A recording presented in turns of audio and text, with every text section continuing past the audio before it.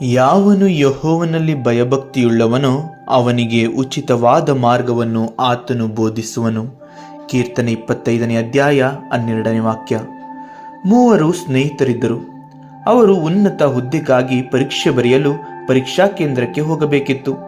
ಹೋಗಬೇಕಾದ ದಾರಿಯಲ್ಲಿ ಬೆಟ್ಟ ಗುಡ್ಡಗಳಿದ್ದವು. ಆ ಸಮಯದಲ್ಲಿ ಮಳೆಯೂ ಹೆಚ್ಚಾಗಿತ್ತು. ಸ್ನೇಹಿತರೆಲ್ಲರೂ ಬೈಕ್ನಲ್ಲಿ ಹೋಗೋಣ ಎಂದು ಮಾತಾಡಿಕೊಂಡರು. ಆಗ ಒಬ್ಬನು ಮಾತ್ರ ತನ್ನ ತಂದೆಗೆ ಫೋನ್ ಮಾಡಿ, ಪರೀಕ್ಷೆಗೆ ಎಲ್ಲರೂ ಒಟ್ಟಿಗೆ ಬೈಕ್ನಲ್ಲಿ ಹೋಗಲು ಮಾತಾಡಿಕೊಂಡಿದ್ದೇವೆ ಎಂದ.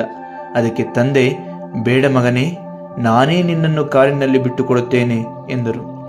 ಆತನಿಗೆ ಬೈಕ್ನಲ್ಲಿ ಹೋಗುವ ಆಸೆ ಇದ್ದರೂ ತಂದೆಯ ಮೇಲಿನ ಭಯ ಮತ್ತು ಪ್ರೀತಿ ಇದ್ದುದರಿಂದ ತಂದೆಯ ಮಾತನ್ನು ಮೀರಬಾರದೆಂದು ತನ್ನ ಸ್ನೇಹಿತರಿಗೆ, ನಮ್ಮ ಅಪ್ಪನೇ ಕಾರಲ್ಲಿ ಬಿಟ್ಟುಕೊಡ್ತಾರಂತೆ, ನೀವು ಹೋಗಿ ಎಂದ. ಅದಕ್ಕೆ ಸ್ನೇಹಿತರು ಹೇಳಿದರು, ಇನ್ನೂ ಏನೋ ಅಪ್ಪನಿಗೆ ಹೆದರುಕೊಂಡು ಸಾಯ್ತೀಯಾ, ಬಾ, ಬೈಕಲ್ಲಿ ಹೋಗೋಕ್ಕೆ ತುಂಬ ಚೆನ್ನಾಗಿರುತ್ತೆ ಎಂದರು. ಆದರೆ ಆ ಹುಡುಗ ಮಾತ್ರ, ನೀವು ಹೋಗಿ, ನಾನು ಬರ್ತೀನಿ ಅಂತ ಹೇಳಿದ. ಆ ಸ್ನೇಹಿತರು ಹೊರಟರು. ಸ್ವಲ್ಪ ಹೊತ್ತಿನ ನಂತರ ತಂದೆ ಬಂದು ಆ ಹುಡುಗನನ್ನು ಕರೆದುಕೊಂಡು ಹೋಗಿ ಪರೀಕ್ಷಾ ಕೇಂದ್ರಕ್ಕೆ ಬಿಟ್ಟರು.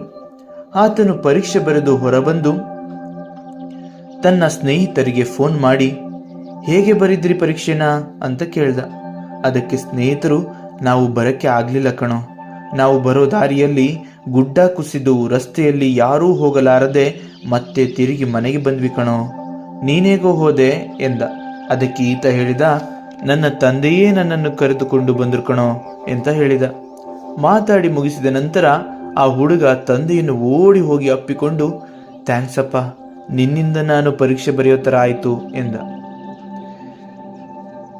ನೆಲ್ಮೆಯ ಸಹೋದರ ಸಹೋದರಿಯರೇ, ಯಾರು ತಂದೆಯಾದ ದೇವರಲ್ಲಿ ಭಯಭಕ್ತಿಯುಳ್ಳವರಾಗಿದ್ದಾರೋ ಅವರನ್ನು ಸ್ವತಃ ದೇವರೇ ಜೊತೆಗಿದ್ದು ಎಡವಿ ಬಿದ್ದು ಹೋಗದಂತೆ ಆತನೇ ರಕ್ಷಿಸಿ ಕಾಪಾಡಿ ಗುರಿ ಮುಟ್ಟಿಸುತ್ತಾನೆ. ಹಾಗಾಗಿ ಮೋಸ ವಂಚನೆಗಳೆಂಬ ಅಡ್ಡದಾರಿಯನ್ನು ಹಿಡಿದು ನಾಶವಾಗದೆ ನೀತಿ ನ್ಯಾಯದ ದೇವರ ದಾರಿಯಲ್ಲಿ ನಡೆದು ಆತನ ಸಹಾಯದಿಂದ ಜಯಶಾಲಿಗಳಾಗೋಣ. ಜೈ ಯೇಸು ಕ್ರಿಸ್ತ.